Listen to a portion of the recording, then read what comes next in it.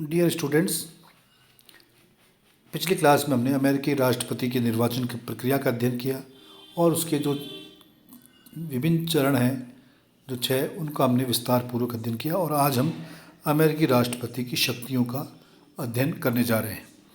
और इसमें हम देखते हैं अमेरिकी राष्ट्रपति की प्रमुख शक्तियाँ निम्नलिखित प्रकार से हैं: कार्यपालिका संबंधी शक्तियाँ, विधि निर्माण संबंधी शक्तियाँ, वित्तीय शक्तियाँ, न्यायिक शक्तियाँ, वैदेशिक संबंधों के संचालन संबंधी शक्तियाँ, दल के नेता के रूप में राष्ट्रपति की शक्तियाँ, संकटकालीन शक्तियाँ और राष्ट्रीय नेता के रूप में राष्ट्रपति की शक्तियाँ।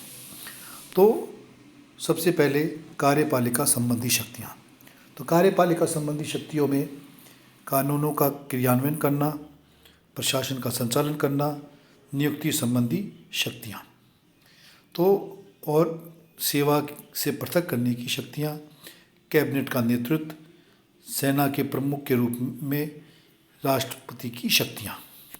तो ये मुख्य शक्तियाँ हैं जो कार्यपालिका शक्तियों के अधीन आती हैं।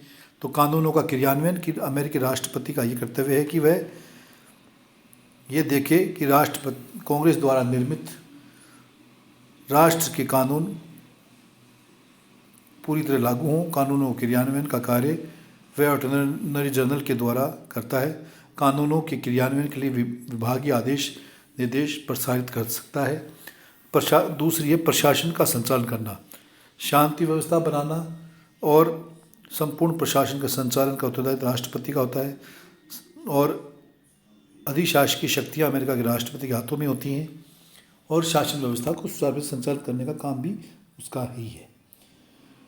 तीसरी, नियुक्तियों के संबंध में कि अमेरिका के अध्यक्षीय प्रणाली हम देखते हैं कि एकल कार्यपालिका में सभी कार्यपालिका संबंधी शक्तियाँ राष्ट्रपति में होती हैं और इसलिए राष्ट्रपति को सभी प्रकार की नियुक्तियाँ करने का अधिकार है। जैसा कि अपने मंत्रिमंडल, अमेरिका में मंत्रिमंडल को काउंसिल ऑफ सेक्रेटरीज कहा जाता है, तो सचिवों की नियुक्ति करने का अधिकार, सेना अध्यक्षों की नियुक्ति करने का अधिकार, राजनयिकों की नियुक्ति करने का अधिकार, न्यायाधीशों की नियुक्ति करने का अधिकार। तो ये सभी प्रकार की नियुक्तियाँ राष्ट्रपति के द्वारा की जाती हैं। फिर अगला है सेवा से पृथक करने की शक्ति। नियुक्ति करने वाले को राष्ट्रपति को सीनेट की सहमति के अनुसार कार्य करना पड़ता है। सार्वजनिक अधिकारियों को पद से हटाने का अधिकार, और तो ये मतलब नियुक्ति करने का अधिकार है, तो पद मुक्त करने का अधिकार भी है। फिर अमेरिका का राष्ट्रपति सीनेट की सहमति से अपने मंत्रिमंडल की नियुक्ति करता है, मंत्रिमंडल का नेतृत्व करता है और मंत्रिमंडल उस पर ही निर्भर करता है। तो he is the leader of the council of secretaries, और council of secretaries depends on him only, कि उसके द्वारा नियुक्त होती है और उस पर ही निर्भर करती है। और अगला है सेना के प्रमुख, कि अमेरिका राष्ट्रपति को संविधान में युद्ध व शांति दोनों समय के लिए सेना का अध्यक्ष है। सेना अध्यक्ष होने के नाते राष्ट्रपति जब भी आवश्यक समझे इस प्रकार की सेनाओं को कार्य को आदेश दे सकता है। वही उच्च सैनिक, नौसैनिक, वायु सैनिक अधिकारियों की नियुक्ति करता है, कि सेना अध्यक्षों की नियुक्ति भी उसके माध्यम से ही होती है। अगला है विधि निर्माण संबंधी शक्तियाँ। अमेरिकी राष्ट्रपति राष्ट्र का प्रशासक है, वरन व कानून निर्माण का भी महत्वपूर्ण भाग है। और विधि निर्माण संबंधी शक्तियाँ कि राष्ट्रपति के संदेश, संविधान में कहा गया कि समय समय पर राष्ट्रपति कांग्रेस को संघ की दिशा के बारे में जानकारी देंगे और विचारों के लिए उसके सुझावों की सिफारिश करेंगे, और जिन्हें वह आवश्यक समझे राष्ट्रपति उन संदेशों की आवश्यक कानूनों के निर्माण के लिए कांग्रेस के से अनुरोध कर सकते हैं। राष्ट्रपति द्वारा भेजे गए संदेशों कांग्रेस के व्यवस्थापन कार्य का बड़ा प्रभाव पड़ता है। प्राय कांग्रेस उन सुझावों के आधार पर व्यवस्थापन करती है। अनुमान लगाया गया है कि कांग्रेस के सामने जितने विधेयक आते हैं, 3/4 विधेयक तो वे होते हैं जो राष्ट्रपति चाहता है। और अगला है राष्ट्रपति का वीटो प्रयोग। तो अमेरिकी राष्ट्रपति को 2 प्रकार के वीटो प्राप्त हैं, पॉकेट वीटो और सस्पेंसिव वीटो। तो राष्ट्रपति का निषेधाधिकार, जिसको हम वीटो भी कहते हैं, कानून निर्माण के ऊपर काफ़ी असर रखता है। संविधान के अनुसार ये आवश्यक है कि कांग्रेस के द्वारा पास किया गया प्रत्येक कानून राष्ट्रपति के हस्ताक्षर किए जाने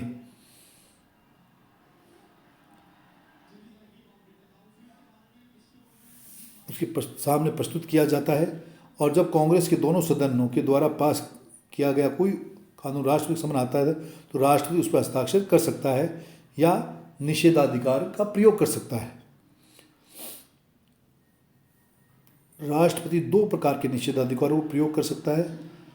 जिस दिन राष्ट्रपति के समक्ष विधेयक प्रस्तुत किया गया है, यदि वह उसके 10 दिन के भीतर, जिसमें रविवार शामिल नहीं है, अपने आक्षेपों सहित विधेयक को वापस कर देता है तो वह विलंब का निषेधाधिकार, सस्पेंसिव वीटो कहा जाता है, रेगुलर वीटो या डीलिंग वीटो और सस्पेंसिव वीटो कहलाएगा। यह निषेधाधिकार निरपेक्ष नहीं है। यदि कांग्रेस का सदन इस विधेयक को पुनः 2/3 बहुमत से पास कर दे तो राष्ट्रपति का निषेध वैध कर सकती है। राष्ट्रपति वॉशिंगटन ने लेकर कैंडी के समय इस निषेधाधिकार का प्रयोग लगभग 1300 बार किया जा चुका है। राष्ट्रपति का ये विशेषाधिकार सामान्य पुनरीक्षण शक्ति रिवाइजिंग पावर के रूप में विकसित हुआ। फाइनल ने इस शक्ति के सामने कहा कि यह एक ऐसी शक्ति जिसके कोई व्यय नहीं होता, जिसका प्रयोग कभी सफलता के लिए किया जा सकता है और जिस पर कोई दंड नहीं है।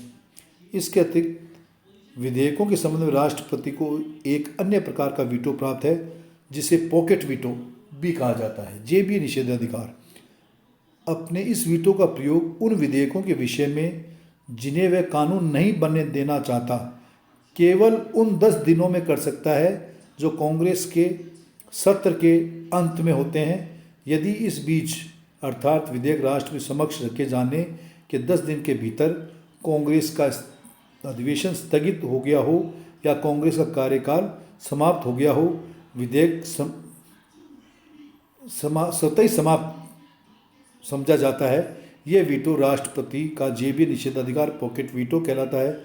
ये 1928 में पहली बार प्रयुक्त किया गया।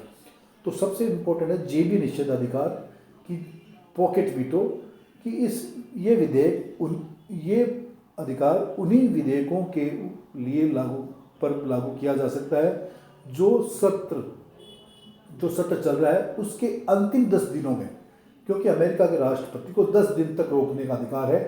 तो अंतिम 10 दिनों में कि 10 ही दिन बचे हैं तो वो रोक सकता है। सत्र समाप्त जैसे ही होगा वो विधेयक भी समाप्त हो जाता है। तो कानून बनने से रोकने के लिए उन विधेयकों के लिए कर सकता है जो सत्र के आखिरी 10 दिनों में पेश किए गए हों। अगला है आदेश। अमेरिकी राष्ट्रपति को आदेश जारी नहीं कर सकता, यद्यपि ऐसी प्रथा है कि प्रशासक के आदेश जारी कर सकता है। उन आदेशों के माध्यम से कार्यपालिका के विविध विभागों के कार्य किए जाने का नियम बना सकता है। राष्ट्र द्वारा प्रशासकीय आदेश एग्जीक्यूटिव डिग्रीज को कानूनों को समान ही मान्यता प्राप्त है। प्रशासकीय आदेशों की प्रथा आज की समस्याओं की जटिल व समान ही मान्यता प्राप्त होती है। और अगला है कांग्रेस के विशेष अधिवेशन बुलाने का अधिकार। राष्ट्रपति को यह अधिकार प्राप्त है कि वह कांग्रेस के विशेष अधिवेशनों को आमंत्रित कर सकता है, किंतु ऐसा करने के लिए उसे ये सूचित करना होता है कि विशेष अधिवेशन बुलाए जाने का तात्पर्य क्या है, प्रायोजन क्या है। फिर अगली है वित्तीय शक्तियाँ। संविधान में वित्तीय शक्तियों के संबंध में कांग्रेस को सत्ता संपन्न बनाया गया था, परंतु अब व्यवहार में राष्ट्रपति ही अधिक शक्तिशाली बन गया है। आय व्यय का वार्षिक बजट राष्ट्रपति के निर्देशन में तैयार किया जाता है और वह बजट कांग्रेस द्वारा पारित करवाता है। फिर अगला है न्यायिक शक्तियाँ। अमेरिका के राष्ट्रपति को न्यायिक शक्तियाँ भी प्राप्त हैं। वे व्यक्तियों को छोड़कर उन्हें महाभियोग लगाकर दंडित किया गया है। उसे राष्ट्रपति क्षमादान दे सकता है। वह शक्ति के अधीन वह अपराधी को पूर्ण क्षमा कर सकता है, उसकी सज़ा कम कर सकता है, उसे दंड को स्थगित कर सकता है। और अगला है वैदेशिक संबंधों का संचालन कि अमेरिका के राष्ट्रपति विदेशी संबंधी मामलों का संचालन परराष्ट्र संबंधों का निर्वाह करने के लिए राष्ट्रपति को महत्वपूर्ण शक्तियाँ प्राप्त हैं। राष्ट्रीय मामलों में राष्ट्रपति देश की ओर से बोलने वाला प्रमुख व्यक्ति है। अमेरिका की विदेश नीति में उसके परिणामों की पूरी जिम्मेदारी उसी की है। उसे राजदूतों व विदेशों में अपने देश के प्रतिनिधि को नियुक्ति करने का अधिकार है और वही विदेशी राजदूतों को नियुक्ति को स्वीकार करने का अधिकार भी रखता है। अगला है दल के नेता के रूप में राष्ट्रपति as the leader of party. अमेरिकी राष्ट्रपति अपने दल का नेता होता है। वह अपने दल के राष्ट्रीय समिति के चेयरमैन को नियुक्त करता है। उसकी परामर्श से अपने दल के अन्य महत्वपूर्ण पदों को बढ़ता है।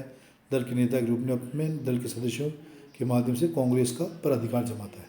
और अगला है संकटकालीन शक्तियाँ, इमरजेंसी पावर्स। अमेरिकी संविधान में संकटकालीन शक्तियों का वर्णन नहीं है, किंतु अमेरिका अनेक संकटों से गुजरा है। अतः कांग्रेस के सहयोग से विभिन्न राष्ट्रपतियों ने अपनी शक्तियों को प्राप्त कर लिया है। लिंकन ने गृह युद्ध के समय मुख्य कार्य विद्रोह को दबाना है और विद्रोह को दबाने के लिए उसने बंदी प्रतिकृषण लेख को स्थगित कर दिया था। अनेक शक्तियों का प्रयोग किया गया।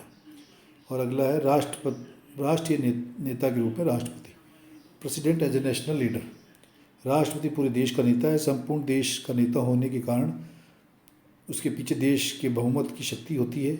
विल्सन ने लिखा, समस्त राष्ट्र ने उसे राष्ट्रपति निर्वाचित किया है और उसे ध्यान रखता है कि अमेरिकी राष्ट्र का कोई अन्य राजनीतिक प्रवक्ता नहीं है, केवल वह उद्घोष ही राष्ट्र होता है, उसका उद्घोष ही।